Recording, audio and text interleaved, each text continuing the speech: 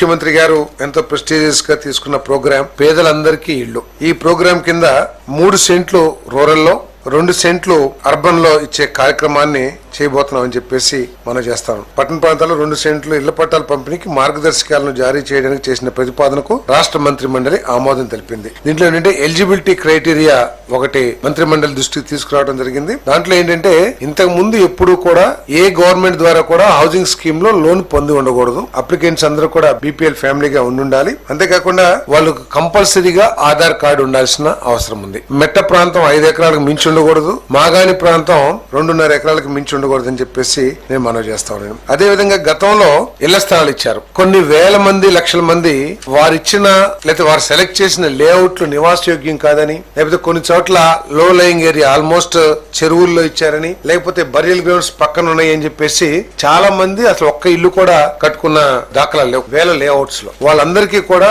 ఇంత ముందు ఇచ్చిన ఎలకేషన్ రద్దు చేసి వారికి మళ్ళీ తిరిగి అర్బన్ లో అయితే 2 సెంట్లు, రూరల్ అయితే 3 సెంట్లు. ఎందుకంటే కొంతమందికి నివాసం చోటున్నారు, ఎక్కడో 30-40 కిలోమీటర్ల దూరంలో ఇచ్చారు. సో అటువంటి వాళ్ళందరూ కూడా అక్కడికి వెళ్లి మేము ఇల్లు కట్టుకోలేమని ఏదైతే చెప్పారో అటువంటి వాళ్ళందరికీ కూడా 2 సెంట్లు అర్బన్, 3 సెంట్లు రూరల్ లో ఇవ్వబడుతుందని చెప్పేసి మనం చేస్తాం. అదే విధంగా కొన్ని లేఅవుట్స్ లో ఇల్లు చాలా మంది కట్టారు, కానీ ర్యాండమ్ గా అక్కడక్కడ కొంతమంది ఇల్లు కట్ల, అవన్నీ ఖాళీగా ఉండిపోయినాయి. వాటి మూలంగా దోమలు కానివ్వండి, లేకపోతే డ్రైనేజ్ వాటర్ కానివ్వండి, అవన్నీ నిలబడటం, పక్క ఇళ్ల వాళ్ళకి ఇబ్బందికరంగా ఉండటం, ఆ ల్యాండ్ ఓనర్స్ కి ఏమో ఇంట్రెస్ట్ లేకపోవడం అక్కడ కట్టడానికి రకరకాల కారణాల మూలంగా అవన్నీ ఉన్నాయి. కాబట్టి ఆ అలాట్మెంట్ క్యాన్సిల్ చేసి మళ్ళీ ఎవరైతే ఇల్లు కట్టుకోవడానికి సుముఖంగా ఉన్నారో వాళ్ళకి తిరిగి అలాట్ చేయబడుతుందని చెప్పేసి కూడా నేను ఈ సందర్భంగా తెలియజేస్తా ఉన్నాను.